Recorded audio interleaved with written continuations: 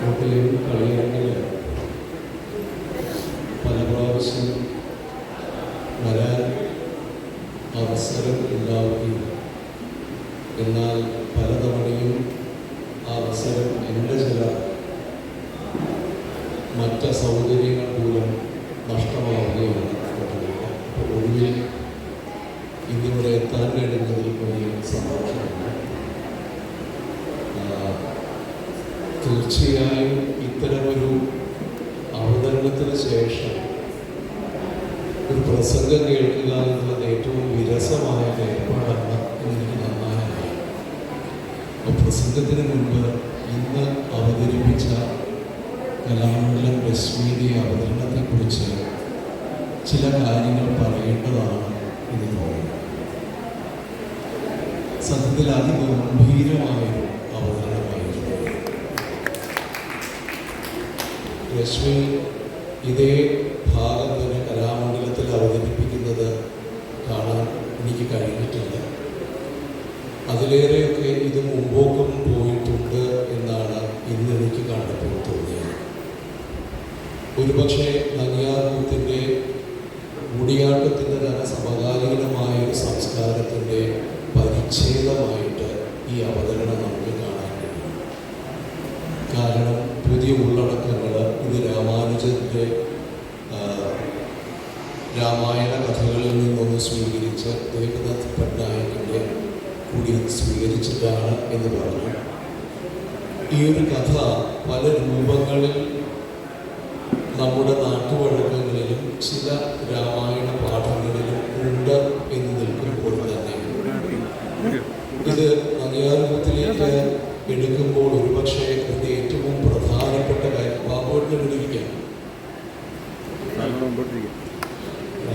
അതിൽ ഏറ്റവും പ്രധാനപ്പെട്ട കാര്യം എന്നത് പല കഥാപാത്രങ്ങൾ മാറി മാറി വരികയും ഏകാകാര്യത്തിൻ്റെ രീതിയിലൂടെ അവരോരോരുത്തരെയും ഓരോ കഥാപാത്രത്തെയും അവതരിപ്പിക്കുകയും അതിലൂടെ ഒരു കഥ പറഞ്ഞു പോകുമ്പോൾ തന്നെ വളരെ നാടകീയമായ ഭാവപ്രകാശനത്തിന് സാധ്യതയുള്ള മുഹൂർത്തങ്ങൾ വളരെ ചെറിയ ചലനങ്ങളിലൂടെ ചെറിയ അഭിനയത്തിലൂടെ വലിയ അനുഭവം ഉണ്ടാക്കി തരുന്ന ഒരു സംഗതി ഇവിടെ നാം കാണുകയുണ്ട്. ചെറിയ ഉദാഹരണങ്ങൾ പറയുകയാണെങ്കിൽ സീത ഉപേക്ഷിക്കപ്പെടുന്നത് വളരെ ചെറിയൊരു മുദ്രയാണ് കാട്ടിലേക്ക്. അതിനുശേഷം സീത അന്തർധാനം ചെയ്യുന്നത്, രാമൻ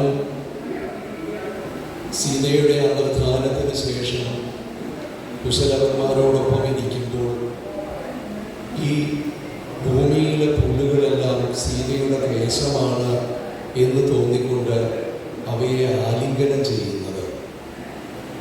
അതിനുശേഷം യമൻ്റെ വരവ് കണ്ട് അത് തടുക്കുവാനായി ഹനുമാൻ വിശ്വരൂപം എന്ന് പറയുന്ന വലിയൊരു രൂപം ആർജിക്കുന്നതിൻ്റെ ആ വലിപ്പപ്പെടൽ. അതിനുശേഷം യമൻ ആ രൂപത്തെ കണ്ട് അത് എത്രയോ വലുതായിട്ടുള്ള അനുഭവം നമുക്ക് നൽകുക. ആ അർത്ഥത്തിൽ ഇത് കൂടിയാട്ടത്തിൻ്റെ ഏറ്റവും കേന്ദ്രസ്ഥാനത്ത് നിൽക്കുന്ന ഒരു അഭിനയ ചാതുരിയുടെ ഏറ്റവും നല്ല ദൃഷ്ടാന്തമായിരുന്നു ഇന്ന് കലാമണ്ഡലം രശ്മിയുടെ ഈ അവതരണം എന്ന് പറയുന്നത്. വൃത്തിയില്ല, വളരെ ചെറിയ ഇടമേ ആവശ്യമുള്ളൂ, വളരെ ചെറിയ പ്രയോഗങ്ങളെ ആവശ്യമുള്ളൂ. പക്ഷേ ഭാവത്തിൻ്റെയും അനുഭവത്തിൻ്റെയും ഒരു പ്രപഞ്ചം തന്നെ തീർക്കുവാൻ കഴിയുന്നു നങ്ങ്യാർകൂത്തിൽ എന്നത് ഇന്ന് നമ്മൾ വളരെ വ്യക്തമായി വെളിവായി കാണുകയും ചെയ്തു. നിങ്ങൾക്ക് എല്ലാവർക്കും വേണ്ടി എനിക്ക് പ്രത്യേകിച്ചും വളരെ തൃപ്തിയായതുകൊണ്ട് കലാമണ്ഡലം രശ്മിയെയും ഒപ്പമുള്ള കലാകാരന്മാരെയും മിഴാവിൻ്റെ പങ്ക് എത്ര പറഞ്ഞാലും തീരില്ല. ഹനുമാൻ വലുതാവുന്നതും യമന വലുതായി കാണുന്നതുമൊക്കെ ഈ അവതാരകയ്ക്ക് ശക്തി പകർന്നുകൊണ്ട്, അല്ലെങ്കിൽ അവതാരകയ്ക്ക് അപ്പുറം പോകുന്ന രീതിയിൽ, അവതാരകയെ കൂട്ടിക്കൊണ്ടുപോകുന്ന രീതിയിൽ ആ മിഴാവ് ഒരു വലിയ ഒരു രൂപം ശബ്ദത്തിലൂടെ സൃഷ്ടിച്ചെടുക്കുമ്പോഴാണ് ഈ അനുഭവം സമ്യക്കായിട്ട് മാറുന്നത്. അപ്പോൾ കലാമണ്ഡലം ലക്ഷ്മിയോട് കൂടിയുള്ള മിഴാവ് കലാകാരന്മാരും എല്ലാവരെയും അകമഴിഞ്ഞ് അഭിനന്ദിക്കുന്നു. നിങ്ങൾ വളരെ ഭാഗ്യവാന്മാരാണ് ഇങ്ങനെ ഒരു അരങ്ങ് ഉച്ചയ്ക്ക് 3:30 4 മണിക്കാണെങ്കിലും കാണാൻ കഴിഞ്ഞതിൽ എന്നത് ഞാൻ സന്തോഷത്തോടെ പറയട്ടെ. ഇന്ന് കേരളത്തിലെ സംസ്കൃത നാടകങ്ങളുടെ പരിസരം എന്ന രീതിയിലാണ് സംസാരിക്കുന്നത്. ഞാനതിൽ തുടക്കത്തിൽ തന്നെ പ്രധാനപ്പെട്ട 2 കാര്യങ്ങൾ സൂചിപ്പിക്കാൻ, കുറച്ചൊരു അക്കാദമികമായ ഒരു കാര്യമായിരിക്കും ഇത് ഇതിലേക്ക് പറയാൻ ശ്രമിക്കുന്നത്. പക്ഷെ അത് പറയുമ്പോൾ തുടക്കത്തിൽ തന്നെ 2 കാര്യങ്ങൾ പ്രധാനമായി സൂചിപ്പിക്കേണ്ടതുണ്ട് എന്നതുള്ളൂ. ഇന്ന് ഒരു മലയാളിയോട് ചോദിച്ചാൽ മലയാളി തമിഴനല്ല എന്ന് സംശയലേശമെന്നീ പറയും. തമിഴിൻ്റെ ഭാഗമായിട്ടുള്ള ആളുകൾ നമുക്ക് നിന്നും തികച്ചും വ്യത്യസ്തരായ പശ്ചിമഘട്ടത്തിനപ്പുറത്തുള്ള മറ്റൊരു ഭാഷ സംസാരിക്കുന്ന മറ്റൊരു സംസ്കാരമുള്ളൊരു കൂട്ടരാണ് ഇന്ന് ഒരുവിധം ഏതൊരു മലയാളിയും പറയും. കുറച്ചുകൂടി കടന്നാൽ പല മലയാളികൾക്കും തമിഴിനെ പുച്ഛവുമാണ്. അതിന് കാരണം മലയാളികൾ 4 നേരം കുളിക്കും, തമിഴർ കുളിക്കാറില്ല എന്നൊക്കെ പറയുന്ന ചില മിഥ്യാബോധങ്ങളുടെ അടിസ്ഥാനത്തിൽ ഇത്തരത്തിലുള്ളൊരു ഇഷ്ടക്കേടും തമിഴരുടെ കാര്യത്തിലുണ്ട്. അത് കുറച്ചെങ്കിലും കുറഞ്ഞിട്ടുണ്ടെങ്കിൽ ഇന്ന് തമിഴിൻ്റെ സ്ഥാനം ബംഗാളി എടുത്തത് കൊണ്ട് മാത്രമാണ് ഒരുപക്ഷെ കേരളത്തിൽ തമിഴുകൊണ്ടുള്ള വിപ്രതിപത്തി ഇത്രയെങ്കിലും കുറഞ്ഞിട്ടുണ്ടാകും. ഞാൻ ഈ തരത്തിൽ ഇത് പറയുന്നത് അടിസ്ഥാനപരമായി കേരളം അന്നും ഇന്ന് എന്നുള്ളത് പിന്നീട് വ്യക്തമാക്കാം, തമിഴകത്തിൻ്റെ ഭാഗമായിരുന്നു. ചേര, ചോള, പാണ്ഡ്യ എന്ന 3 രാജ്യങ്ങൾ, നാട്ടുരാജ്യങ്ങൾ എന്ന് പറയട്ടെ, 3 രാജ്യങ്ങൾ, അവ ഓരോ കാലത്തും അവയുടെ അതിർത്തികൾ മാറി വരുമ്പോഴും ചിലർക്ക് ആപേക്ഷികമായ അധികാരം കൂടുതൽ വരുമ്പോഴുമൊക്കെ ഈ 3 രാജ്യങ്ങളും അടിസ്ഥാനപരമായി തമിഴ് സംസാരിക്കുന്നവരെയായിരുന്നു. ഏതാണ്ട് ഒരു 4-5 നൂറ്റാണ്ട് മുമ്പ് വരെ ഒരേ സംസ്കാരത്തിൻ്റെ വിവിധ ഏടുകൾ, വിവിധ മുഖങ്ങൾ, വിവിധ സ്ഥലങ്ങൾ എന്ന നിലയ്ക്ക് അവ അന്യോന്യം ബന്ധപ്പെട്ട് നിൽക്കുകയും ചെയ്തിരുന്നു. ഒരു ചെറിയ കാര്യം ആലോചിച്ച് നോക്കുക. ഒരുപക്ഷെ തമിഴ് സംസ്കാരത്തിൻ്റെ അടിസ്ഥാന പാഠം എന്ന് വരെ വിളിക്കാവുന്ന ചിലപ്പതികാരം എന്ന കൃതി 3 തൊട്ട് 5-6 നൂറ്റാണ്ട് വരെ ഉള്ളൊരു കാലത്ത് ഇവിടെ അടുത്ത് തന്നെയുള്ള മഹോദയപുരത്ത് മുച്ചിരിപ്പട്ടണം എന്ന് പറയുന്ന കൊടുങ്ങല്ലൂർ എന്ന് നാം വിളിക്കുന്നതിനടുത്ത് ഇളങ്കോ അടികൾ എന്ന അന്നത്തെ ചേര രാജാക്കന്മാരുടെ കുടുംബത്തിൽപ്പെട്ടതോ അല്ലെങ്കിൽ അവരുമായി ബന്ധപ്പെട്ടോ ആയ ഒരു കവിയാണ് അത് രചിച്ചിട്ടുള്ളത്. അപ്പോൾ തമിഴ് സംസ്കാരത്തിൻ്റെ തന്നെ ഒരു അടിസ്ഥാന ഗ്രന്ഥമെന്ന് പറയാവുന്ന ചിലപ്പതികാരം രചിക്കപ്പെട്ടത് കേരളത്തിലാണ്, കേരളത്തിൻ്റെ പടിഞ്ഞാറേ തീരത്താണ് എന്നുകൂടി ആലോചിക്കുമ്പോൾ കേരളത്തെ ആ കാലത്തും പിന്നീടുള്ള കാലത്തും നാം എവിടെ സ്ഥാനപ്പെടുത്തണം എന്നതിൻ്റെ കൃത്യമായൊരു നിദർശനം ആയി അതിനെ കണക്കാക്കാം. മാത്രമല്ല ചിലപ്പതികാരത്തിൽ പ്രതികാരത്തിൻ്റെ ഭാഗമായി സ്വന്തം സ്ഥലം പറിച്ച് എറിഞ്ഞ് മധുരയെ ചാമ്പലാക്കി കഴിഞ്ഞതിന് ശേഷം കണ്ണകി വരുന്നത് മഹോദയപുരത്തേക്കാണ്. പാണ്ഡ്യരാജ്യത്തിൻ്റെ തലസ്ഥാനത്ത് നിന്നും ചേര രാജ്യത്തിൻ്റെ തലസ്ഥാനമായ മഹോദയപുരത്തേക്ക് ആ വരവ്, ആ സഞ്ചാരം എന്നത് ഒരു പുതിയ വഴി വെട്ടിത്തെളിക്കലായിരുന്നില്ല എന്ന ആ കൃതി വായിച്ചാൽ നമുക്ക് മനസ്സിലാവും. അത് അതിനകം തന്നെ ഇന്ന് നാം അറിയുന്ന വാക്കുകൾ ഉപയോഗിക്കുകയാണെങ്കിൽ പൊള്ളാച്ചി, കോയമ്പത്തൂര്, പാലക്കാട്, തൃശ്ശൂർ, കൊടുങ്ങല്ലൂർ എന്ന് പറയുന്ന ഈ ഒരു റൂട്ടിലൂടെ, വഴിയിലൂടെ അന്ന് തന്നെ സഞ്ചാരം ധാരാളം ഉണ്ടായിരുന്നു എന്നും കച്ചവടക്കാരും സാർത്ഥവാഹക സംഘങ്ങളുമൊക്കെ വന്നിരുന്ന ഒരു വഴിയാണ് അത് എന്ന് മനസ്സിലാവുന്നത്.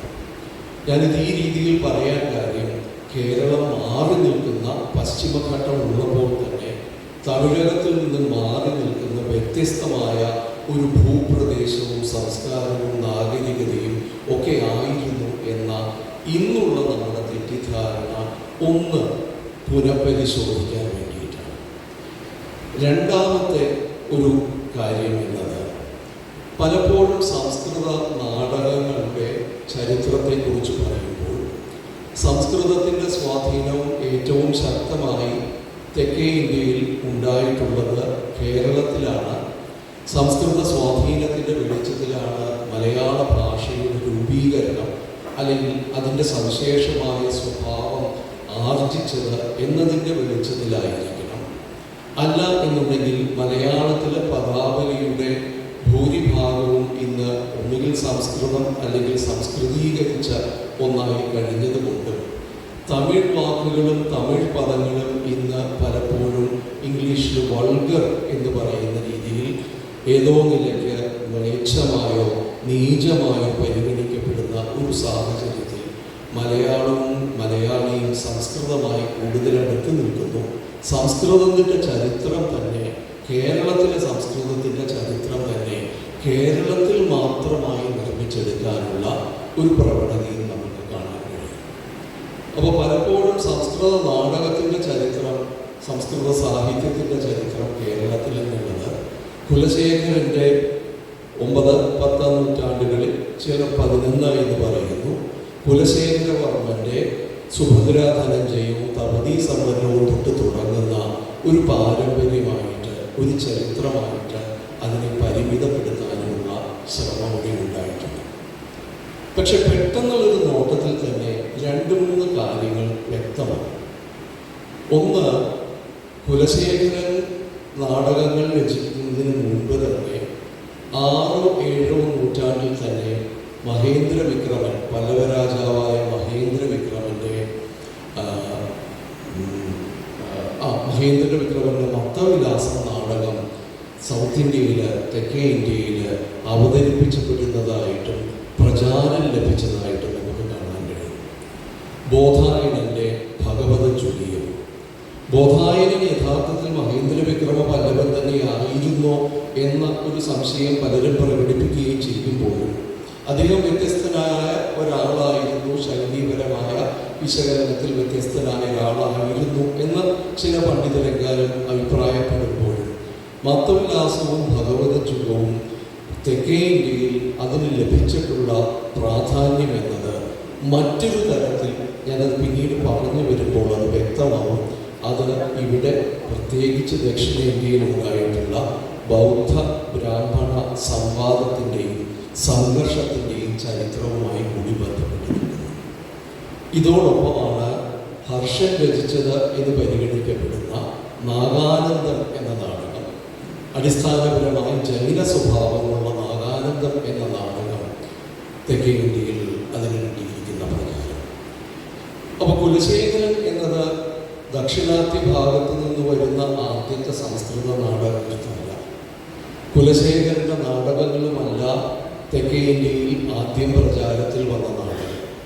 മറ്റൊന്നുകൂടി പറഞ്ഞാൽ തെക്കേ ഇന്ത്യയിൽ കുലശേഖരൻ്റെ നാടകങ്ങൾ കേരളത്തിൽ ഒഴിച്ച് മറ്റെവിടെയും വലിയ പ്രചാരം കിട്ടിയിട്ടില്ല എന്നും, ഇതോടൊപ്പം ശക്തിഭദ്രൻ്റെ ആശ്ചര്യ ചൂടാമണി, ആ ശക്തിഭദ്രൻ്റെ നാടകത്തിൻ്റെ തുടക്കത്തിൽ തന്നെ പറയുന്നുണ്ട്, ഓ തെക്ക് ഭാഗത്ത് ഒരു നാടകമോ, അത് നാടകമാവാൻ സാധ്യതയുണ്ടോ എന്ന് പുച്ഛിച്ച് പറയുന്നതിനെ തിരിച്ചുപയോഗിച്ചുകൊണ്ട് ശക്തിഭദ്രൻ്റെ ആശ്ചര്യ ചൂടാമണിയുടെ പ്രാബല്യവും കാണാൻ കഴിയും.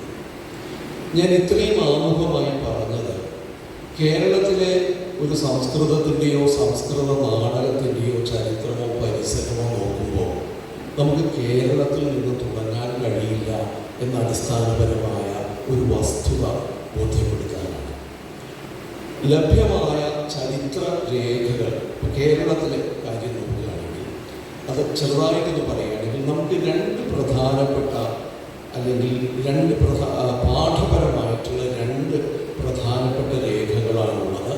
ഒന്ന്, കുലശേഖരൻ തന്നെ സ്വന്തം നാടകങ്ങൾക്ക് വേണ്ടി എഴുതിയിട്ടുള്ള ധ്വനികൾ, അവയുടെ ധ്വനിപാഠങ്ങൾ എന്ത് എന്ന് സൂചിപ്പിക്കുന്ന സംവരണധ്വനിയും ധനഞ്ജയധ്വനിയും രണ്ടും കൂട്ടിച്ചേർന്ന് വ്യംഗ്യവ്യാഖ്യ എന്ന് പിന്നീടുള്ളവർ പറയുന്ന വ്യാപരിക്കുന്ന ആ ഒരു കൃതിയും ഏതാണ്ട് 15-ാം നൂറ്റാണ്ടെത്തുമ്പോൾ എല്ലാവരും ഒരു പക്ഷേ കൂടിയാട്ടത്തിനെതിരെയുള്ള കുൽസിത കൃതി എന്നുവരെ ആക്ഷേപിക്കപ്പെട്ടിട്ടുള്ള മറ്റേ നടാങ്കുശം എന്ന കൃതി. അപ്പോൾ പലപ്പോഴും ഇവിടുത്തെ ചരിത്രം എന്നത് കാണുന്നത് കുലശേഖരിൽ നിന്നും തുടങ്ങി ഇവിടെ ലഭ്യമായിട്ടുള്ള പല ശിലാലിഖിതങ്ങളോ അത്തരത്തിലുള്ള രേഖകളോ വ്യംഗ്യവ്യാഖ്യയും നടാങ്കുശവും ചേർന്ന് വരുന്ന രേഖീയമായ ഒരു ചരിത്രമായിട്ടാണ് പലപ്പോഴും ഇത് നമ്മൾ കാണുന്നത്. പക്ഷേ കുറച്ചുകൂടി പിന്നോട്ട് ഒന്ന് നോക്കുകയാണെങ്കിൽ, അതായത് കേരളത്തിന് പുറത്തേക്ക് ഒന്ന് നോക്കുകയാണെങ്കിൽ, ദക്ഷിണേന്ത്യയിലെ ആദ്യകാല സംസ്കൃത നാടകത്തിൻ്റെ ചരിത്രം 10-ാം നൂറ്റാണ്ടിനും 14-ാം നൂറ്റാണ്ടിനും ഇടയിൽ കേരളത്തിലെ സംസ്കൃത നാടകങ്ങൾ ക്ഷേത്രങ്ങളിലേക്ക് പ്രവേശിച്ച കാലത്തിന് മുൻപ് തന്നെ, വളരെ മുൻപ് തന്നെ, ചിലപ്പതികാരത്തിൻ്റെ കാലം മുതൽ തന്നെ ഒരു സംസ്കൃത നാടക പാരമ്പര്യമുള്ളതായിട്ട് നമുക്ക് കാണാൻ കഴിയും. ചിലപ്പതികാരം 3-5 എന്ന് പറയുന്നു. MGS നാരായണനെ പോലെയുള്ളവർ അല്ലാതെ 9-ാം നൂറ്റാണ്ടിനാണ് എന്ന് പ്രത്യേകിച്ച് കാരണങ്ങളില്ലാതെ അത് പറയുകയും, മാത്രമല്ല അത് പിന്നാക്കം കൊണ്ടുപോകുന്നത് ഒരു തമിഴ് ദേശീയതയുടെ ഒരു തരം പ്രഖ്യാപനമാണെന്നൊക്കെ MGS സാർ പറയാറുണ്ട്. പക്ഷേ ലഭ്യമായ നമ്മളുടെ തെളിവുകൾ വെച്ച് ഇത് 3-5-ാം നൂറ്റാണ്ട്, ക്രിസ്തുവിന് പിന്നീട് വന്ന 3-5-ാം നൂറ്റാണ്ട് വരെയാണ്.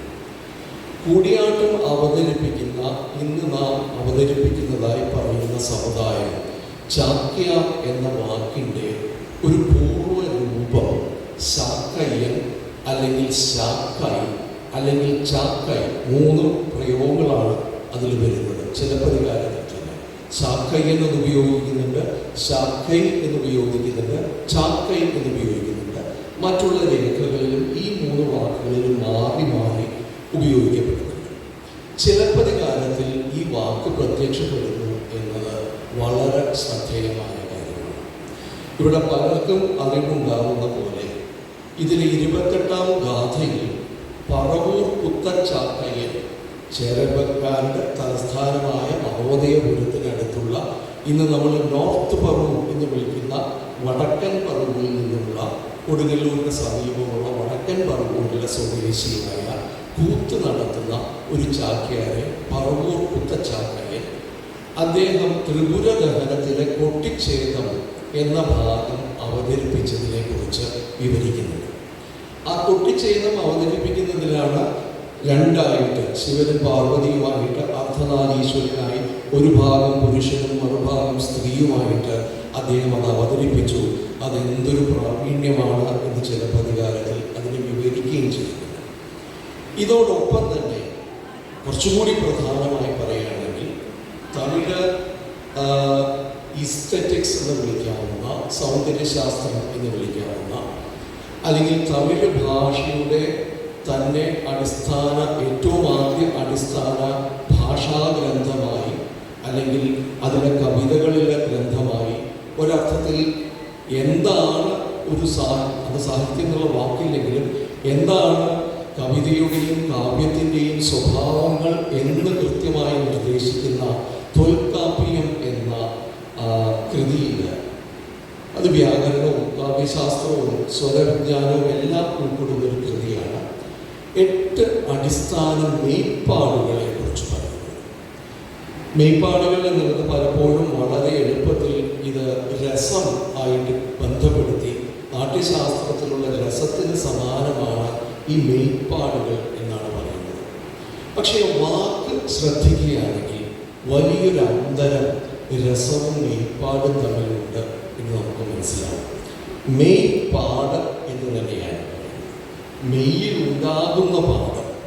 മെയ്പ്പാട് എന്നുള്ളത് മെയ്യിൽ ഉണ്ടാകുന്ന പാട് ആണെങ്കിൽ, ഒരവതാരകന്റെ മെയ്യിൽ ഉണ്ടാകുന്ന പാടും അത് കാണുന്ന, ആസ്വദിക്കുന്ന, കേൾക്കുന്ന ഒരു വ്യക്തിയുടെ മെയ്യിൽ അതിന് അനുസരിച്ചുകൊണ്ടുണ്ടാകുന്ന ഒരു പാടും ഒന്നായി കാണുകയാണെങ്കിൽ, ഈ 2 വ്യക്തികൾ, 2 എൻറ്റിറ്റീസ് എന്ന് പറയട്ടെ, അവതാരകരും അനുവാചകനും തമ്മിലുള്ള ബന്ധത്തെ സൂചിപ്പിക്കുന്ന ഒന്നായിട്ടാണ് മെയ്പ്പാട് വരുന്നത്.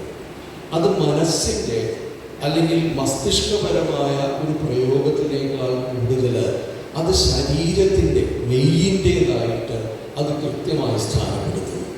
ഇവിടെ തന്നെയാണ് ഇത് ഭരതൻ്റെ നാട്യശാസ്ത്രത്തിലെ രസമോ പിന്നീട് അഭിനവഗുപ്തനോ ആനന്ദവർദ്ധനോ വിശദീകരിച്ചു കൊണ്ടുവന്ന ഒരു രസത്തിൻ്റെയോ തലത്തിലേക്ക് ചുരുക്കാൻ കഴിയുന്നവയല്ല ഈ മെയ്പ്പാടുകൾ എന്ന് വ്യക്തമാക്കുന്നു.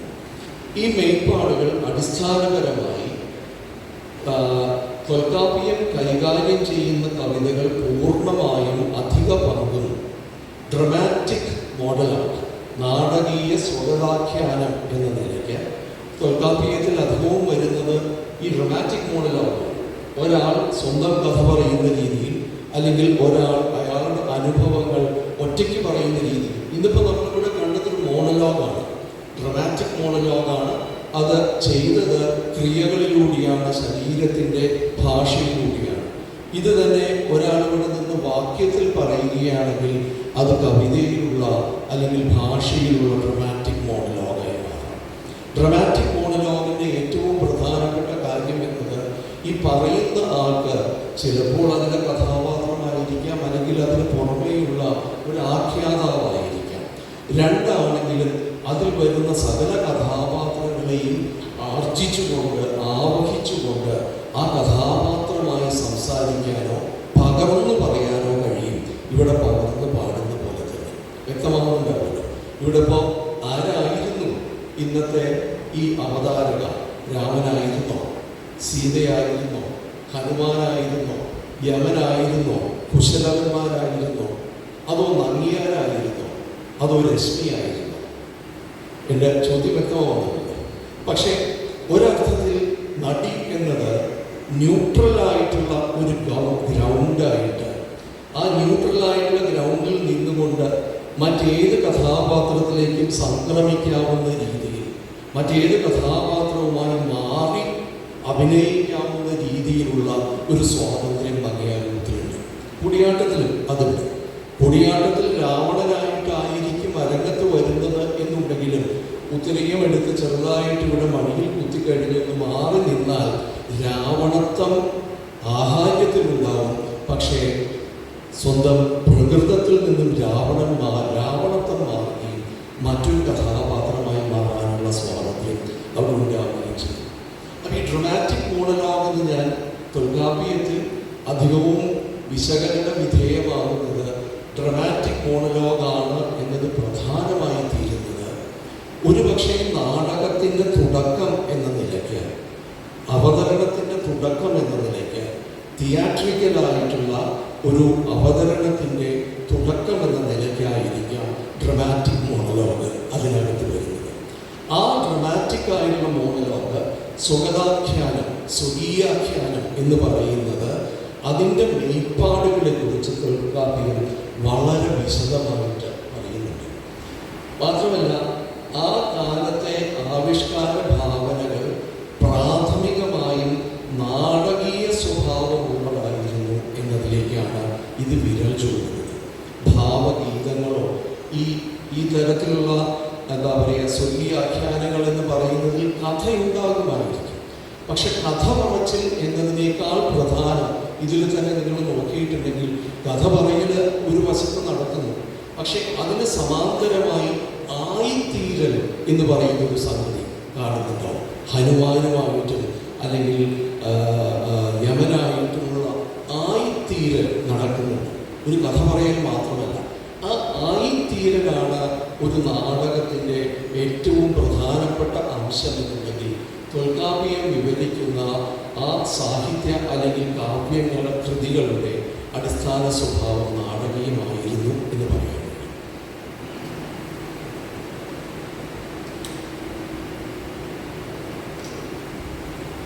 അതിനോടൊപ്പം തന്നെ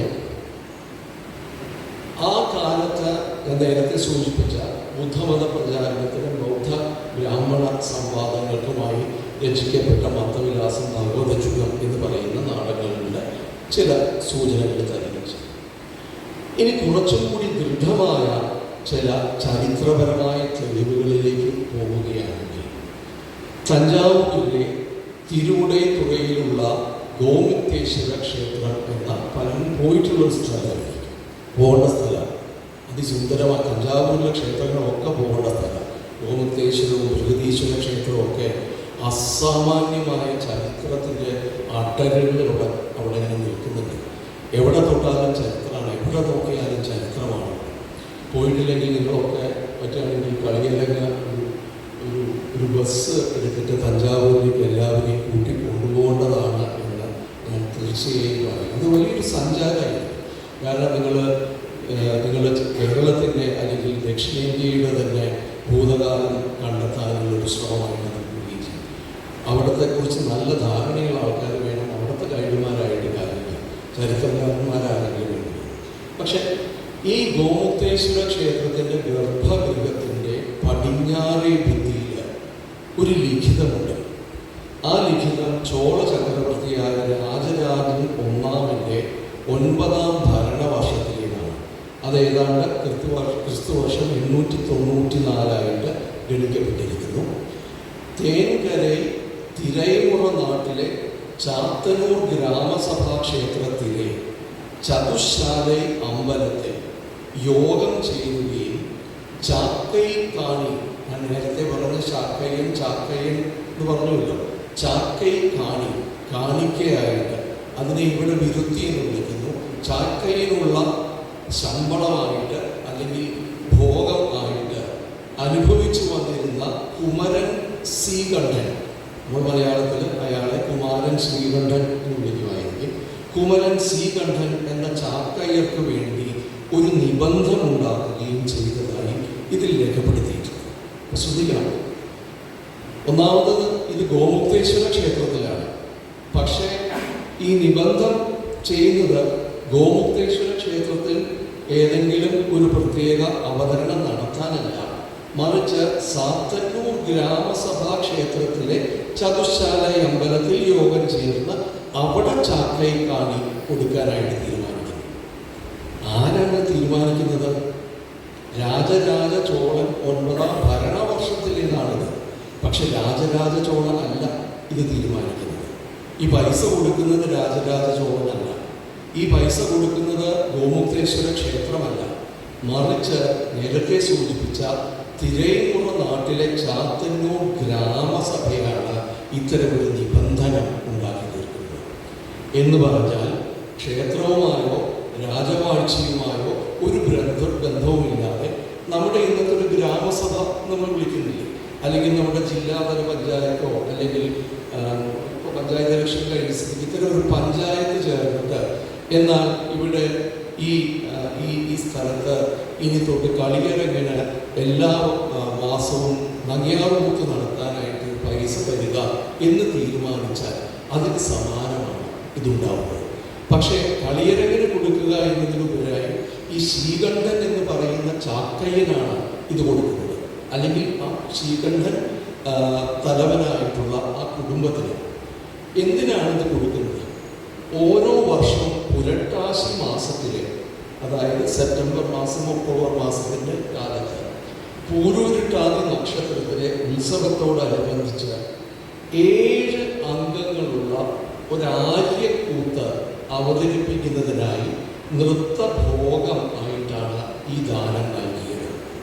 ഈ ഓരോ വാക്കും പ്രധാനം ഇതിൽ. ഓരോന്ന് നോക്കൂ. പുരട്ടാശി മാസത്തിൽ പൂരൂരുട്ടാതി നക്ഷത്രത്തിൻ്റെ ദിവസം അന്ന് ഉത്സവത്തോട് ബന്ധപ്പെട്ട് 7 അംഗങ്ങളുള്ള നാടകം എന്ന് വെച്ചാൽ സംസ്കൃത നാടകം. 7 അംഗങ്ങളുള്ള നാടകങ്ങൾ അക്കാലത്തുള്ളത് സംസ്കൃതത്തിൽ മാത്രമാണ്. സംസ്കൃതത്തിൽ തന്നെ മറ്റ് അവതരണങ്ങളുണ്ടായിരുന്നു. ഭാണം, ഡിമം, പ്രഹസനം എന്നൊക്കെ പറഞ്ഞ മറ്റ് അവതരണങ്ങളുണ്ടായിരുന്നു. പക്ഷെ 7 അംഗങ്ങളുള്ള 7 ഭാഗങ്ങളുള്ള ഒരു അവതരണം എന്നത് സംസ്കൃത നാടകമാണ്. ഇവിടെ പറയുന്നത് 7 അംഗം ഉള്ള ആര്യക്കൂത്ത് എന്ന് പറഞ്ഞാൽ സംസ്കൃത നാടകം എന്ന് മനസ്സിലാവുന്നത്. തൊൽക്കാപ്യത്തിൽ പലതരം കൂത്തുകൾ പറയുന്നതിൽ 2 കൂത്തുകൾ വളരെ ശ്രദ്ധേയമാണ്. ഒന്ന് ആര്യക്കൂത്തും മറ്റൊന്ന് ശാന്തിക്കൂത്തും. ശാന്തിക്കൂത്തിലേക്ക് ഞാൻ വരാം. ചെറുതായിട്ട് സൂചിപ്പിക്കുകയാണെങ്കിൽ, ഇന്ന് നങ്ങ്യാന്മാർ ദശമം ഒരു അക്കിത്തിരിപ്പാടിൻ്റെ മരണത്തിന് ശേഷം ആ അക്കിത്തിരിപ്പാടിൻ്റെ ബലികർമ്മങ്ങളുമായി ബന്ധപ്പെട്ട ആ 16-ാം ദിവസം അവസാനിക്കുന്ന രീതിയിൽ ദശമം കൂത്ത് അവതരിപ്പിക്കുന്ന ആ രീതിക്ക് ഇന്നിവിടെ ദശമക്കൂത്ത് അല്ലെങ്കിൽ ചുടലക്കൂത്ത് എന്ന് പറയാം. ചുടലയിലല്ല അത് നടക്കുന്നത്. പലപ്പോഴും ആ സഞ്ചയനം കഴിഞ്ഞിട്ടുള്ള ആ അസ്ഥി പിറക്കിയിട്ടുള്ള അസ്ഥി കൊണ്ടുവന്നിട്ട് അത് അരങ്ങത്ത് വെച്ചുകൊണ്ടാണ് അദ്ദേഹത്തിന് സ്വർഗാരോഹണം സാധ്യമാകാൻ വേണ്ടിയിട്ടുള്ള ദശമം കൂത്ത് നടത്തുന്നത്. അപ്പോൾ ആ ദശമം കൂത്ത് എന്ന് പറയുന്നത് അദ്ദേഹത്തിന് സ്വർഗം ലഭിക്കാനായിട്ടും അതേപോലെ തന്നെ ഇന്ദ്രന്റെ അപ്രീതിക്ക് പാത്രമായ ഒരു ദേവസ്ത്രീക്ക് മോക്ഷം കിട്ടാൻ വേണ്ടിയിട്ടും കൂടിയാണ് ഈ ദശമം കൂത്ത് എന്ന് പറയുന്ന സാധ്യത തുറന്നു കൊടുത്തത്. എന്തോ നൃത്തം ചെയ്യാൻ പറഞ്ഞപ്പോൾ അപ്സരസ് പറ്റില്ല എന്ന് പറഞ്ഞപ്പോൾ എന്ന അക്കിത്തിരിപ്പാടിൻ്റെ ശാന്തിക്കായിട്ട് നീ പോയി കൂത്ത് നടത്തിയാൽ മാത്രമേ മോക്ഷം കിട്ടുള്ളൂ എന്ന് ശാപം കിട്ടിയിട്ടാണ് പറഞ്ഞത്. അപ്പോൾ നങ്ങിയാന്മാർ അത്തരത്തിൽ നങ്ങിയാരാകിയവരുമായിട്ടും കണക്കാക്കപ്പെടുന്നുണ്ട്. അപ്പോൾ ഈ ശാന്തിക്കൂത്ത് ആര്യക്കൂത്ത് എന്ന് പറയുന്ന രണ്ട് കൂത്തുകളുടെയും ഒന്ന് 7 അംഗങ്ങളുള്ള നാടകവും മറ്റൊന്ന് ദശമം ഭാഗവതത്തിൻ്റെ ദശമം സ്കന്ധം എന്ന് പറയുന്നത് പ്രധാനമായി അവതരിപ്പിക്കുന്ന രണ്ടും ഈ തൊൽക്കാപ്യത്തിൽ പറയുന്നുണ്ട്. ചോള കാലഘട്ടത്തിൽ സംസ്കൃത നാടകങ്ങൾ അവതരിപ്പിച്ചതിനെ കുറിച്ച് സമാനമായ ലിഖിതങ്ങൾ തമിഴകത്തെ മറ്റു പല ക്ഷേത്രങ്ങളിലും നമുക്ക് കാണാൻ കഴിയും.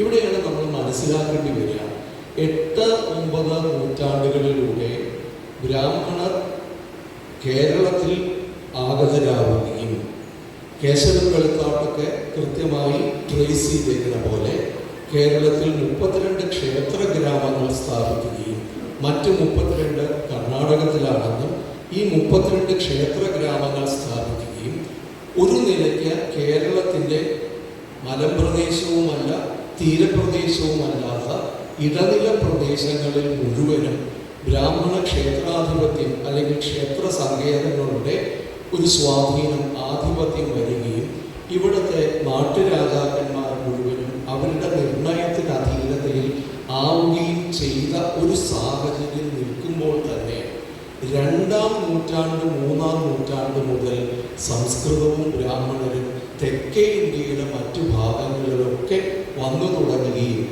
അവർ ഈ തരത്തിൽ ഒരു അധികാര സ്ഥാനത്തേക്ക് എന്നത് ഇൻസ്റ്റിറ്റ്യൂഷണലൈസ്ഡ് സ്ഥാപനവൽക്കരിക്കപ്പെട്ട ഒരു അധികാര സ്ഥാനത്തിൽ എത്തിയില്ലെങ്കിലും രാജാക്കന്മാരുടെ ഉപദേശകരായിട്ടും അവരുടെ പലതരത്തിലുള്ള ഐതിഹ്യങ്ങൾ സൃഷ്ടിക്കുന്നവരായിട്ടും അവർക്ക് ചന്ദ്രവംശവും സൂര്യവംശവും മറ്റുള്ള വംശങ്ങളായിട്ട് ബന്ധം സ്ഥാപിച്ചെടുക്കാൻ ഉതകുന്ന രീതിയിലുള്ള കഥനങ്ങൾ ഉണ്ടാക്കുകയും ചെയ്തതിലൂടെ ഒപ്പം യാഗം എന്ന രീതിയിലുള്ള അനുഷ്ഠാനപരമായ ഒരു അധികാരം കൈയാളുന്നതിലൂടെ തെക്കേ ഇന്ത്യയിൽ സംസ്കൃതം വ്യാപിച്ചു കഴിഞ്ഞിരുന്നു എന്നതാണ് യഥാർത്ഥത്തിൽ മനസ്സിലാക്കേണ്ടത്.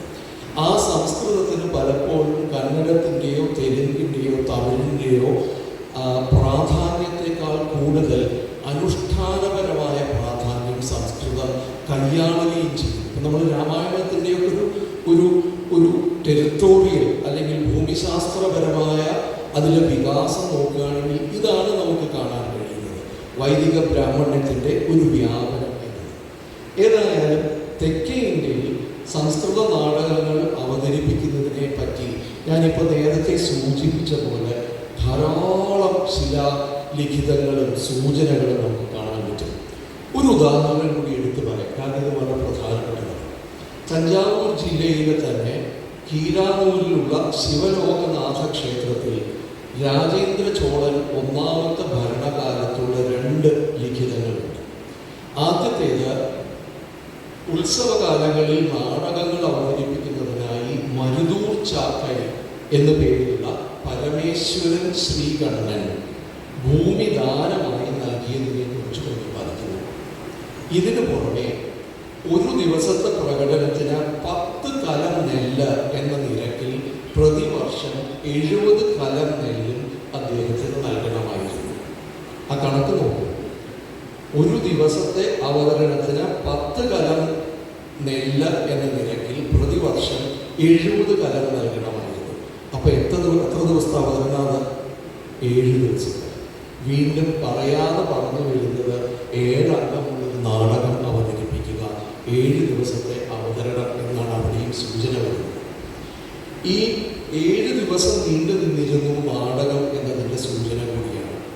രാജേന്ദ്ര ചോളൻ ഒന്നാമൻ്റെ രാജ്ഞിയായ കല്യാണ മഹാദേവി അദ്ദേഹത്തിൻ്റെ 21ാം ഭരണവർഷത്തിൽ 5 അംഗങ്ങളുള്ള ചാക്യാർകൂത്ത് അവതരിപ്പിക്കുന്നതിനായി ഏർപ്പാടുകൾ ചെയ്തതിനെ കുറിച്ച് 2ാമത്തെ രേഖ പരാമർശിക്കുന്നു. 5 അംഗങ്ങളോട് പലപ്പോഴും പ്രഹസനമോ അല്ലെങ്കിൽ വ്യായോഗമോ പോലെയുള്ള ചില അവതരണ രൂപങ്ങളായിരിക്കും. അതും സംസ്കൃതത്തിലേക്ക് തന്നെ നമുക്ക് ട്രേസ് ചെയ്യാൻ പറ്റും. ഇതുപോലെ തന്നെ തിരുവടൈമരുതൂരിലെ മഹാലിംഗസ്വാമി ക്ഷേത്രത്തിലെ പ്രധാന ശ്രീകോവിലിൻ്റെ വടക്കേ ഭിത്തിയിലുള്ള ലിഖിതത്തിൽ ആദിത്യൻ രണ്ടാമൻ കരിക്കാലൻ്റെ 4ാം ഭരണവർഷം നാടകശാലയിൽ 7 ദിവസത്തെ ആദിക്കൂത്ത് അവതരിപ്പിക്കുന്നതിനെ കുറിച്ച് പറയുന്നു. ക്ഷേത്രത്തിൽ ഭഗവാനായുള്ള വഴിപാടായി ഇത് നടത്തുന്നതും ഇതിനായി കീർത്തിമറയക്കാടൻ എന്ന തിരുവേലൈ അരൈച്ചാക്കയെ, ഇനി ഇതിനെക്കുറിച്ച് സംശയം വരില്ല, അരൈച്ചാക്ക എന്ന് പറഞ്ഞാൽ അരിയിട്ട് വാഴ്ത്തപ്പെട്ട ചാക്കയാണോ അതോ പകുതി ചാക്യാരായ ഒരാളാണോ അതോ ചാക്യാരെന്ന സ്ഥാനത്തിലേക്ക് സംക്രമിച്ചു കൊണ്ടിരിക്കുന്ന ആളാണോ വ്യക്തതയില്ല. ഏതായാലും അരൈച്ചാക്ക, അവിടെ ചാക്കയുണ്ട് എന്നുള്ള പ്രധാനമാണ്, ചുമതലപ്പെടുത്തിയതായും അദ്ദേഹത്തിന് 14 കലം നെല്ല് പ്രതിഫലമായി നൽകിയിരുന്നതായും ഇതിൽ രേഖപ്പെടുത്തിയിട്ടുണ്ട്. ഇത് ഇനി നമ്മൾ ഇത് തമിഴകത്ത് ധാരാളം കാണുമ്പോൾ തന്നെ ഇനി കേരളത്തിലേക്ക് വരുമ്പോൾ ചോള മേഖലയിൽ നിന്ന് തെളിവുകൾക്ക് സമാനമായി ഇന്നത്തെ കേരളത്തിൻ്റെ ഭാഗമായ തമിഴക പ്രദേശങ്ങളിലും ക്ഷേത്രങ്ങളിലെ നാടക പ്രകടനങ്ങളെക്കുറിച്ചും അവയ്ക്കുള്ള പ്രോത്സാഹനങ്ങളെക്കുറിച്ചും ധാരാളം തെളിവുണ്ട്. നിങ്ങൾക്കൊക്കെ ഒരുപക്ഷെ പരിചയമുള്ള ചങ്ങനാശ്ശേരി തൃക്കൊടിത്താനം വിഷ്ണു ക്ഷേത്രത്തിലെ ശ്രീകോവിലിൻ്റെ വടക്ക് പടിഞ്ഞാറ് ഭിത്തിയിലുള്ള ലിഖിതത്തിൽ ചേര രാജാവായ ഭാസ്കര രവിവർമ്മൻ്റെ 14ാം ഭരണവർഷത്തിൽ ക്ഷേത്രത്തിലെ ഉത്സവമായ ഉത്രവിളയോടനുബന്ധിച്ച് 10 ദിവസം കൂത്ത് നടത്തിയതിനെ കുറിച്ച് പറയുന്നു. ഞാൻ എൻ്റെ വിശദാംശങ്ങളിലേക്ക് പോകുന്നില്ല, ഞാൻ ചെറിയ സൂചനകൾ തരികയാണ്. അതിന് എന്തൊക്കെയാണ് വേണ്ടത്? നിവേദ്യം, അതിന് വേണ്ട അരി, അതിന് വേണ്ട നെയ്യ്, അതിന് വേണ്ട എണ്ണ, ശർക്കര പായസം, മധുരച്ചോറ് എന്ന് വിളിക്കുന്നത് ഉണ്ടാക്കണേണ്ട നിബന്ധനകൾ എന്ത് എന്നൊക്കെ നല്ല രസമാണ് വായിക്കേണ്ടത്. 12 നാഴി എണ്ണി, 2 നാഴി നെയ്യ്, 4 നാഴി പാല്, 4 തേങ്ങ, 8 പഴുത്ത പഴം, 2 നാഴി കരിമ്പിൻ നീര്. രാഘവാര് എന്നോട് പറഞ്ഞു, താനിത് വായിക്കാൻ പോകട്ടോ, വായിക്കാൻ പോയ വായന വെള്ളവും കൊണ്ട് അധികം വായിക്കാനൊക്കെ അങ്ങനെ അത്ര ഭംഗിയായിട്ടുള്ളൊരു വിശദീകരണമാണ് എന്ന് പറയുന്നത്. സംഗതി ശരിയില്ല. ഇത് രോഹിണി നക്ഷത്രത്തിൽ കാളിയാങ്കം കൂത്ത് എന്ന് കരുതപ്പെടുന്ന ഒരു പേരിലൊരു നാടകം അവതരണം ചെയ്യാനാണ്. ഈ കാളിയാങ്കം കൂത്ത് എന്താണ്? കാളിയാങ്കം കൂത്ത് കാളിയ മർദ്ദനം ആണ് എന്ന് നാം മനസ്സിലാക്കിയാൽ ഭാസൻ്റേതെന്ന് കരുതപ്പെടുന്ന ബാലചരിതം എന്ന നാടകത്തിലെ കൃഷ്ണൻ കാളിയനെ പരാജയപ്പെടുത്തുന്ന കാളിയ മർദ്ദനം വിവരിക്കുന്ന 4ാം അംഗമാണ്. ഇതിൻ്റെ പ്രാധാന്യം എന്ത് എന്ന് ചോദിച്ചാൽ ഈ ബാലചരിതം വെച്ചാണ് ഇന്ന് ചാക്യാന്മാർ ഇതുവരെ അരങ്ങേറ്റം നടത്തുന്നത്. ഒരു ചാക്യാരക്കുട്ടി കൂടിയാട്ടം അഭ്യസിച്ച് ആദ്യത്തെ അവതരണം എന്ന് പറയുന്നത് ബാലചരിതത്തിലെ ഈ ഭാഗം അല്ലെങ്കിൽ മറ്റേതെങ്കിലും ഭാഗം അവതരിപ്പിച്ചുകൊണ്ടാണ്. ആ ബന്ധം സൂചിപ്പിക്കാനാണ്. അപ്പോൾ ഇതൊരു വശത്ത് നമുക്ക് കാണാനുണ്ട്. ഒരു വശത്ത് ഗ്രാമസഭകൾ കാണി നൽകിക്കൊണ്ട് നടത്തുന്നത്, വേറൊരു വശത്ത് രാജാക്കന്മാർ കാണി നൽകിക്കൊണ്ട്, മറ്റൊരു വശത്ത് ക്ഷേത്രത്തിൽ കാണി നൽകിക്കൊണ്ട്.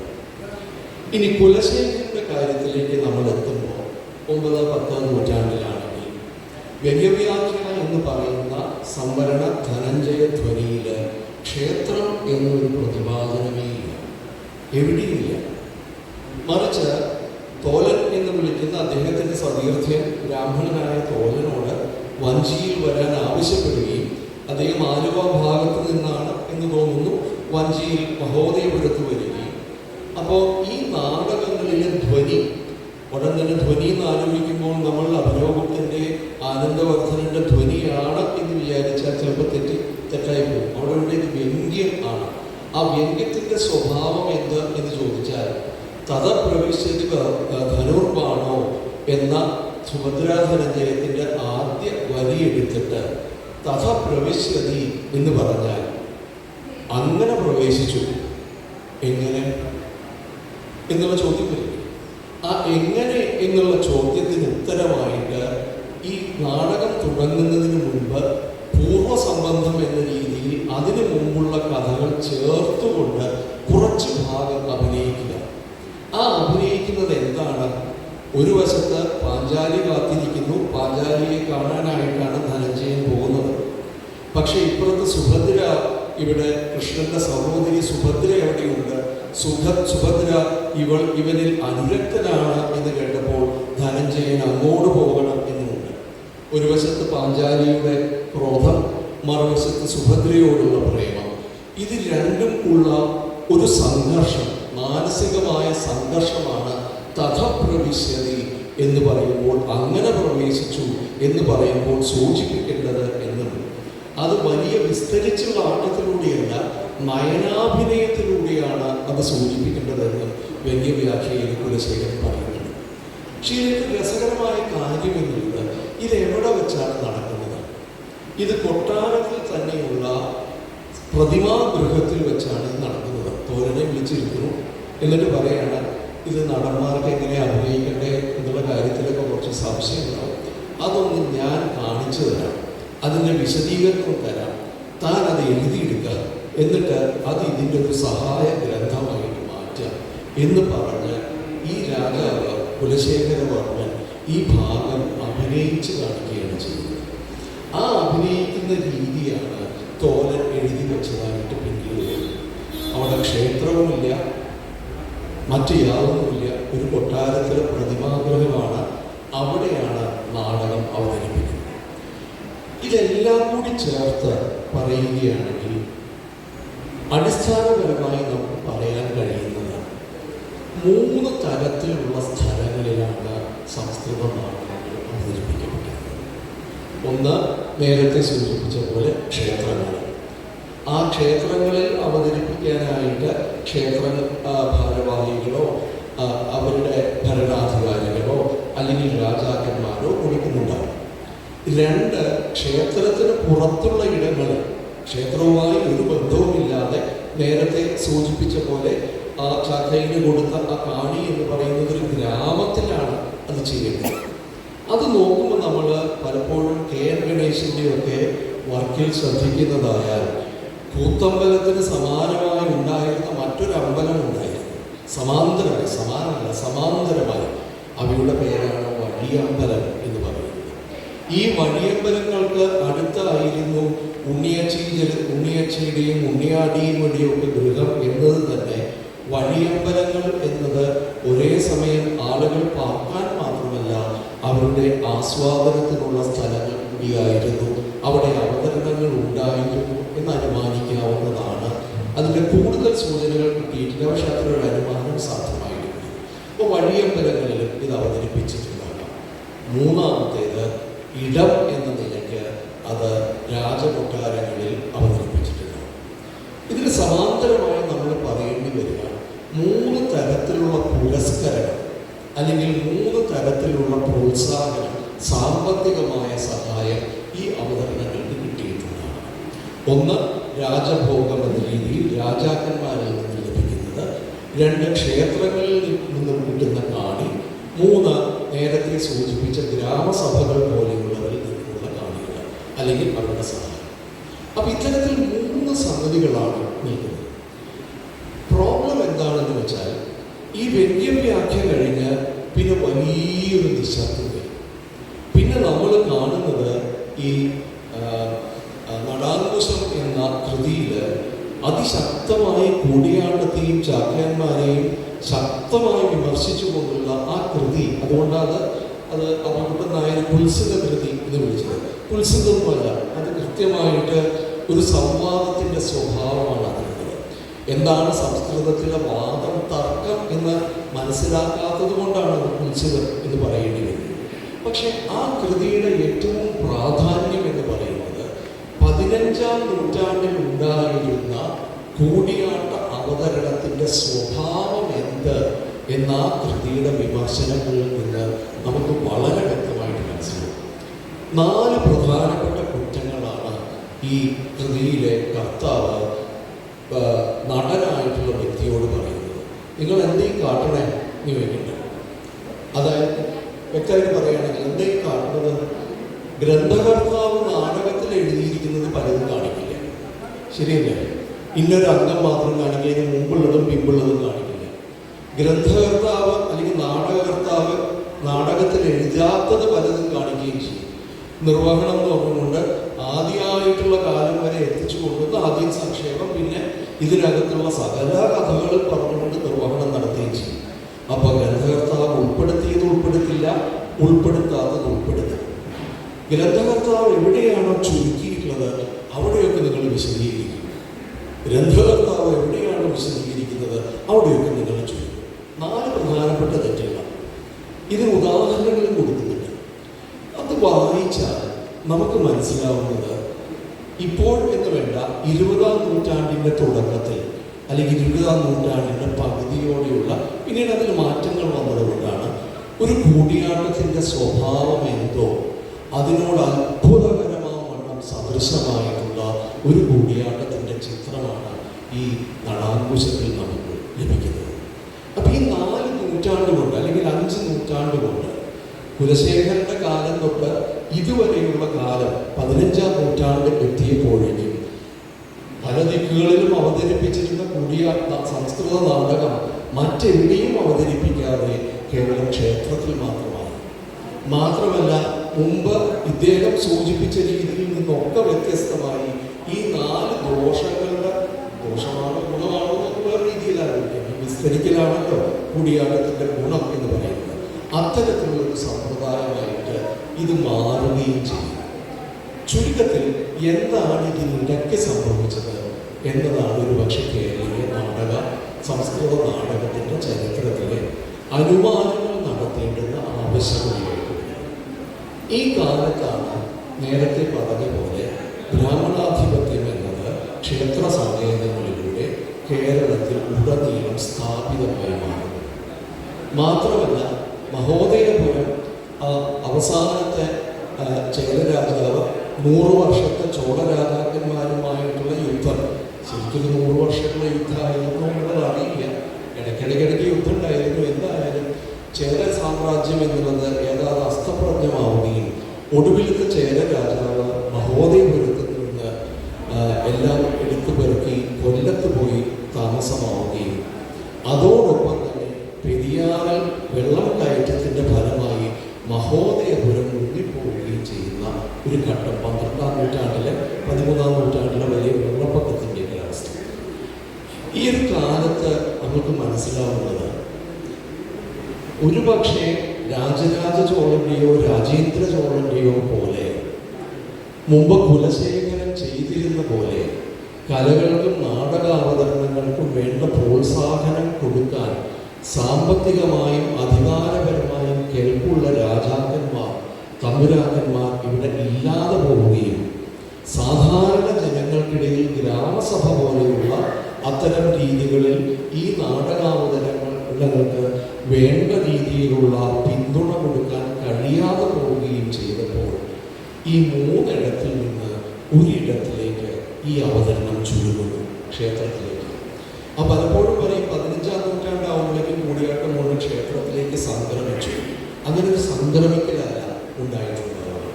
മിക്കവാറും ഉണ്ടായിട്ടുണ്ടാവുക മറ്റിടങ്ങളിൽ നടന്നിരുന്ന അവതരണങ്ങളുടെ സാധ്യതകൾ കുറഞ്ഞു വരികയും അതിനുള്ള പിന്തുണയും സപ്പോർട്ടും ഇല്ലാതെ വരികയും ചെയ്തതോടെ ഇത് ചുരുങ്ങി ക്ഷേത്രത്തിലേക്ക് മാത്രമാവുകയും ആ ഒരു അവസരം വളരെ ഭംഗിയായി ഉപയോഗിച്ചുകൊണ്ട് ക്ഷേത്രങ്ങൾ ഇതവിടെ മാത്രം അവതരിപ്പിക്കാവുന്ന ഒന്നാണ് തീരുമാനിക്കുകയും ചെയ്യും.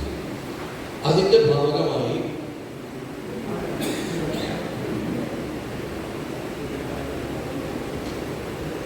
അതുവരെയും 14-ാം നൂറ്റാണ്ട് വരെയും ജാതി നിർണയത്തിൽ ക്ഷേത്രങ്ങളിലുള്ള വിരുത്തി നൽകുന്നതിൽ ചാക്യാർ എന്ന ഒരു ജാതിക്ക് വിരുത്തി നൽകിയിരുന്നില്ലെങ്കിൽ ഈ 14-15 നൂറ്റാണ്ടാവുമ്പോഴേക്കും ചാക്യാർ എന്ന് പറയുന്ന ഒരു സമുദായത്തിന് വിരുത്തി നൽകുന്ന അവസ്ഥയുണ്ട്.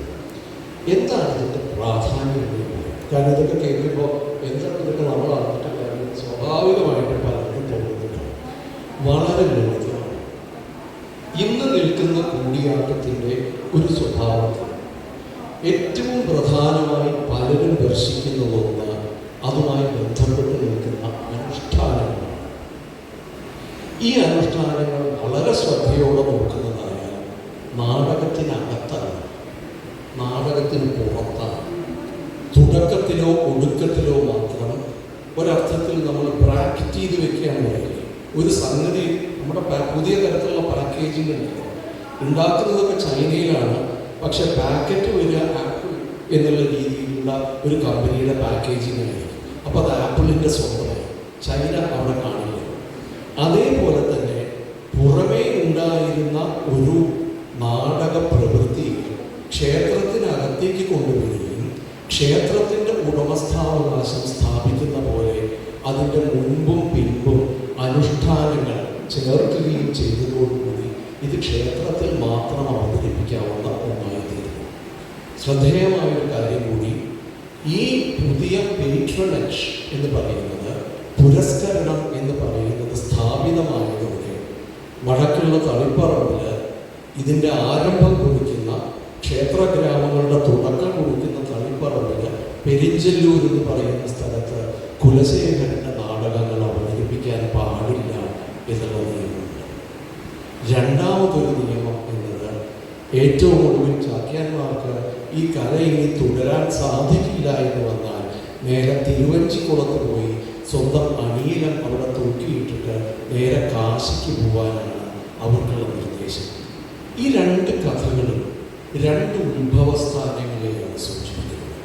ഒന്ന്, കുലശേഖരനിൽ നിന്നും രാജവാഴ്ചയിൽ നിന്നും വരുന്ന ഒരു സപ്പോർട്ടിൻ്റെ, അതിൽ നിന്നും ഉണ്ടാകുന്ന ഒരു എന്താ പറയുക, പുരസ്കരണത്തിൻ്റെ ഒരു വ്യവസ്ഥയാണെങ്കിൽ മറ്റൊരു ക്ഷേത്രവുമായി ബന്ധപ്പെട്ടിട്ടുള്ള ഒരു വ്യവസ്ഥ. ഈ ക്ഷേത്രവുമായി ബന്ധപ്പെട്ടിട്ടുള്ള വ്യവസ്ഥ സ്ഥാപിതമായതോടെയാണ് അതിനെക്കുറിച്ച് ഈ അനുഷ്ഠാനങ്ങളുടെ രീതിയിലും മറ്റും വിമർശനങ്ങൾ ഉന്നയിക്കുമ്പോഴും പലപ്പോഴും വെറും വഴിപാടായി കൂടിയാട്ടവും കൂത്തും മാറിയിട്ടുള്ളപ്പോഴും ഇന്നും ഈ കാലത്ത് 21ാം നൂറ്റാണ്ടിലും ഇന്നും കൂടിയാട്ടം ബാക്കി നിൽക്കുന്നുണ്ട് എന്നുണ്ടെങ്കിൽ മറ്റുള്ള തമിഴകത്തെ ബാക്കി പ്രദേശങ്ങളിലൊന്നും സംസ്കൃത നാടകങ്ങളുടെ അവശിഷ്ടം പോലും ബാക്കി നിൽക്കുന്നില്ല എന്നുണ്ടെങ്കിൽ വേണ്ട ഭാരതത്തിൽ, ഇന്ത്യയിലുള്ള മറ്റു പ്രദേശങ്ങളിലൊന്നും ഇത്തരമുള്ള ഒരു അവതരണ രീതിയും ബാക്കി നിൽക്കുന്നില്ല എന്നുണ്ടെങ്കിൽ, ഇവിടെ മാത്രം അത് ബാക്കി നിൽക്കുന്നു എന്നുണ്ടെങ്കിൽ അത് ക്ഷേത്ര വ്യവസ്ഥയുടെ പുരസ്കരണവും പ്രോത്സാഹനവും അവർ നൽകിയ സംരക്ഷണവും കൊണ്ട് തന്നെയായിരുന്നു എന്നൊരു നിസ്സംശയം പറയേണ്ടി വരും. ആ പുരസ്കരണം അല്ലെങ്കിൽ ആ സംരക്ഷണം എന്നത് ഇന്ന് അത് മാറി വരികയും പ്രത്യേകിച്ച് പലപ്പോഴും രാമചാക്യാരുടെയൊക്കെ ശ്രമഫലം കൊണ്ട് അത് പുറത്തേക്ക് വരികയും എല്ലാവർക്കും കാണാൻ കഴിയുകയും എല്ലാവർക്കും അഭ്യസിക്കുവാൻ കഴിയുകയും ചെയ്യുന്ന ഒരവസ്ഥയിലേക്ക് അത് സംക്രമിച്ചു എന്നുണ്ടെങ്കിലും ഈ ഒരു ചരിത്രം നമുക്ക് മനസ്സിൽ വെക്കേണ്ടി വരും. കാരണം ഇത് ഇന്നോ ഇന്നലെയോ തുടങ്ങിയതൊന്നല്ല. ചുരുങ്ങിയത് ഈ കൂടിയാട്ടം എന്ന നിലയ്ക്ക് ധനഞ്ജയവും സംവരണധ്വനിയും അനുസരിച്ച് നോക്കുകയാണെങ്കിൽ ചുരുങ്ങിയത് 10ഓ 11ഓ നൂറ്റാണ്ടിൽ കേരളത്തിൽ അതിന് വേരോട്ടമുണ്ട് എന്നും, അതിനു മുൻപുള്ള കാലത്തേക്ക് തമിഴകം മുഴുവനും നോക്കുകയാണെങ്കിൽ 3ഓ 4ഓ നൂറ്റാണ്ട് വരെ, 3ാമത്തെയോ 4ാമത്തെയോ നൂറ്റാണ്ട് വരെയും കൂടിയാട്ടം എന്ന രീതിയിലില്ല, സംസ്കൃത നാടകങ്ങൾ എന്ന രീതിയിൽ പഴക്കമുണ്ട് എന്നും മനസ്സിലാക്കുമ്പോൾ ഇന്നത്തെ നമ്മുടെ ഭാരം എന്താണ് എന്ന് കുറച്ച് നമുക്ക് മനസ്സിലാവും. ഇന്നത്തെ നമ്മുടെ ഭാരം മാത്രമല്ല, ഇന്നിവിടെ അവതരിപ്പിച്ച കലാമണ്ഡലം രശ്മിയും ഇതുപോലെയുള്ള കൂടിയാട്ട കലാകാരനും കലാകാരികളും ഏതൊരു തരത്തിലുള്ള ചുമതലയാണ് അവർ ഏറ്റെടുത്തിരിക്കുന്നത് എന്നതിൻ്റെ ഗാംഭീര്യവും കൂടി നമുക്ക് മനസ്സിലാവും. ഒരുപക്ഷെ ലോകത്തൊരിടത്തുമില്ലാത്ത ഒരു സംഗതിയായിരിക്കും ഇത്രയും ദീർഘമായ ചരിത്രമുള്ള ഒരു നാടകാവതരണ പാരമ്പര്യം എന്ന് പറയുന്നത്. ആ ദൈർഘ്യം കൊണ്ട് തന്നെയായിരിക്കണം ഇത്രയും സങ്കീർണമായ വ്യവസ്ഥകളുള്ള, സങ്കീർണമായ കൺവെൻഷൻസ് എന്ന് പറയട്ടെ, അഭിനയ രീതികളുള്ള. ഇപ്പം ഇന്ന് തന്നെ നിങ്ങൾ നോക്കിയിട്ടുണ്ടെങ്കിൽ ചെറിയ പ്രയോഗങ്ങൾ കൊണ്ടാണ് വലിയ വലിയ ലോകങ്ങൾ സൃഷ്ടിക്കുന്നത് എന്ന് കാണാം. അത്തരത്തിലുള്ള ഒരു എന്താ പറയുക, രാഗി മിനുക്കി സൗന്ദര്യം വർദ്ധിപ്പിച്ച് നൂറ്റാണ്ടുകളിലൂടെ കൊണ്ടുവന്നിരിക്കുന്ന ഒരു രൂപം എന്നതാണ് ഇത്. അതുകൊണ്ട് ഞാനിത് വേറെ അർത്ഥത്തിലല്ല പറയുന്നത്. നമ്മൾ മുൻപിലിരുന്ന് കാണുമ്പോൾ, ഇന്നൊരു കലാമണ്ഡല രശ്മിയുടെ നങ്ങ്യാർകൂത്ത് കാണുമ്പോൾ രശ്മിയെ മാത്രമല്ല നമ്മൾ കാണുന്നത്, ഒരുപക്ഷെ നൂറ്റാണ്ടുകളുടെ ശ്രമം ആ ശരീരത്തിൽ അടിയിട്ട് നിൽക്കുന്നുണ്ട്, ലെയറായിട്ട് നിൽക്കുന്നുണ്ട് എന്നൊരു ബോധം കൂടി ഉണ്ടാകേണ്ടതാണ് എന്ന് പറഞ്ഞ് ഞാൻ നിർത്തട്ടെ. നിങ്ങളെ ബോറടിപ്പിച്ചിട്ടുണ്ടെങ്കിൽ എന്നോട് ക്ഷമിക്കുക. നന്ദി, നമസ്കാരം.